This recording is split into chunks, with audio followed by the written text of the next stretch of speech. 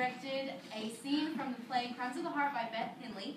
The story takes place in a small town in Mississippi, and it revolves around three sisters: Lenny, played by Candace, Meg, played by Alyssa Hanson, and Babe, played by Liz Fair.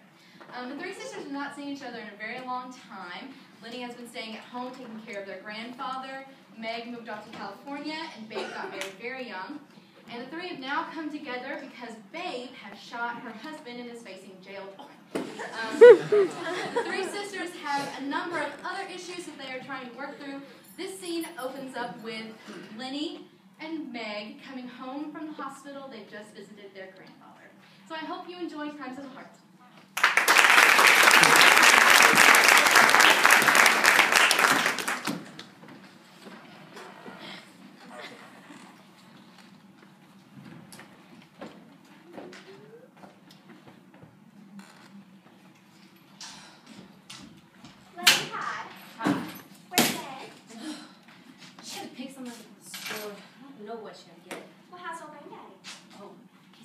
Wonderful.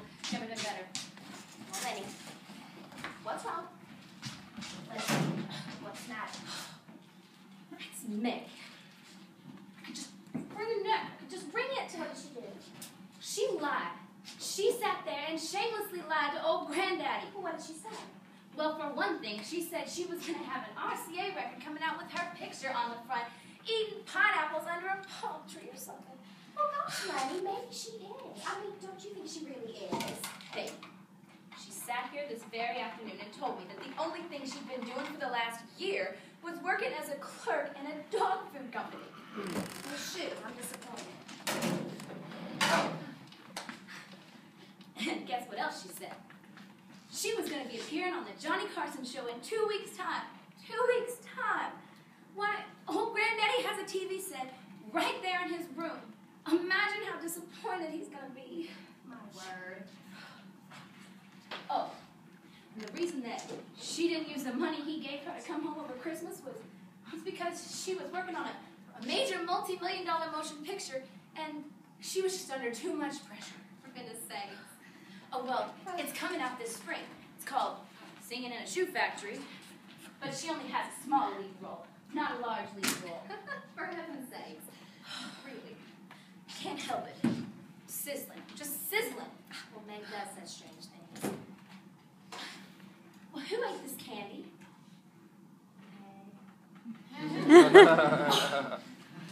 Well, my one birthday present, and look what she's done. She's eaten a bite out of every piece and put it right back in there.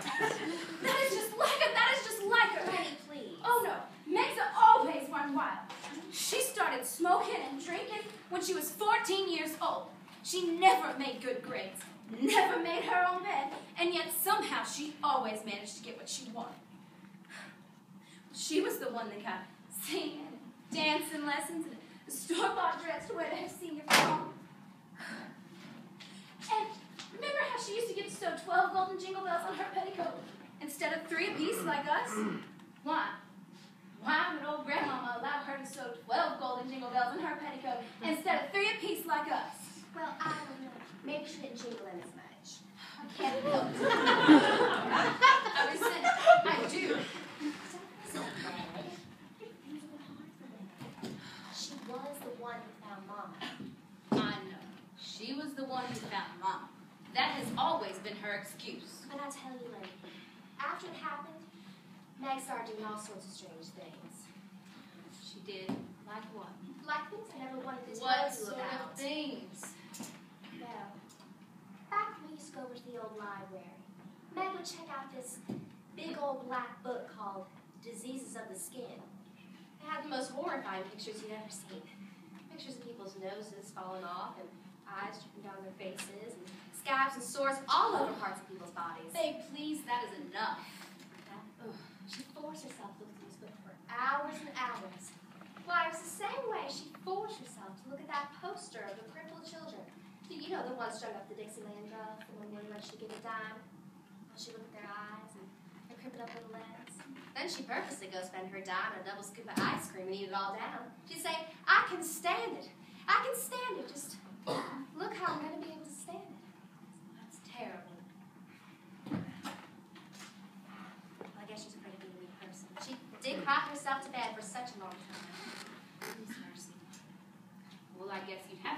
of person, though, to do what she did to Doc Porter. Oh, shoot! That hurricane wiped the looks away. I don't know why everyone was blaming all that on Meg. Just because that piece fell in on Doc Porter's leg does not mean it was her fault. No. But Meg was the one who refused to evacuate. Jen, Craig, and some of Doc's other friends, they went down there to try and get people to evacuate, but Meg wanted to stay on. Said she thought a hurricane would be, I don't know, fun. And then she evaded Doc Porter into staying. She said she'd marry him if he stayed. Well, he has a mind of his own. He could have gone. No, because he loved her. Then after that roof caved in, and, well, they got Doc to the high school gym. Meg just left him there for California. For her career, she said. Terrible thing to do. Took a year for his leg to heal, and after that, he was tired of hospitals. Said he was just going to give up on his medical career altogether, which was a shame because we'd all known he was going to be a doctor for years. You've been calling him Doc. I don't know. I guess I don't have any room to talk because I don't know. Gosh, you look tired. I am tired. They say women need a lot of iron so they won't feel tired. Yeah. What's got iron? Liver. Liver's got it. And vitamin pills.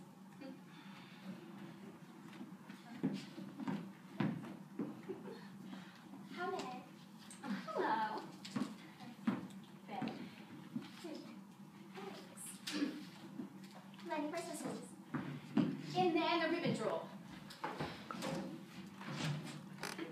Oh, here it is. Right on the front page.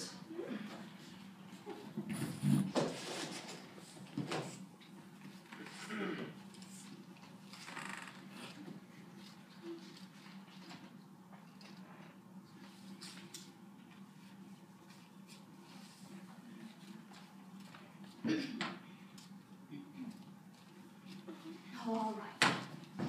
I lied. There, you happy? I lied. I couldn't help it, really. These words, they just came pouring out of my mouth. When I saw how old and sick and tired Granddaddy had gotten, why, they just flew out. I just couldn't sit there and look at him, all miserable and sick and sad. I just couldn't. Look, he is sick, isn't he? So white and milky. He's almost evaporated. Still, you shouldn't have lied. It was wrong to lie like that. I know that. Don't you think I know that? I hate it when I have to lie. That old man, I do. Makes me feel so. And then I have to go and do at least 3 or 4 more things that I know you despise, just to get even with that miserable, sick, pathetic old man. Meg, don't talk so about old Granddaddy. Sounds ungrateful. Well, he went out of his way to make a home for us, to make us feel like we were his own children. He only wanted what was best for us. That's all he ever wanted.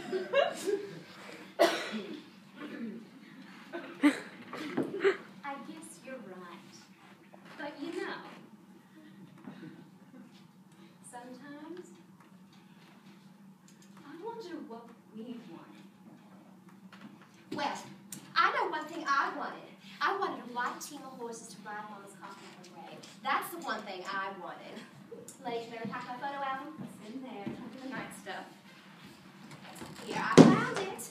Hey, really, I don't understand why you have to keep living the bad things that happen in your life. Well, Why would you want to remember those I things? like to keep an accurate record, I guess. Well, let's see. Look, here's a picture of me when I got married. Goodness. Babe, you look like you were only 16 years old. Well, I was only 18 at the time. And you're smiling. Are you happy now? Well, I was drunk on champagne punch. That. Oh, look. It's Meg singing at Greeny's. Oh, I wish you were still singing at Greeny's. I wish you were. Beautiful, Meg. I see why you did. Stop it. Oh, look. Meg's starting to cry. Better turn the page.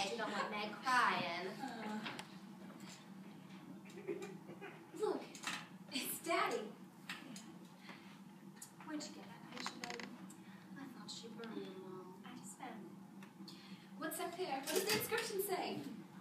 Jimmy climbing at the beach, 1952. Would you look at that smile? Jeez, will you look at those white teeth? Turn the page. We cannot do any worse. It's Mama and the cat. Turn the page. You know, I bet if she hadn't strung that cat along with her, she would have gotten all that national coverage.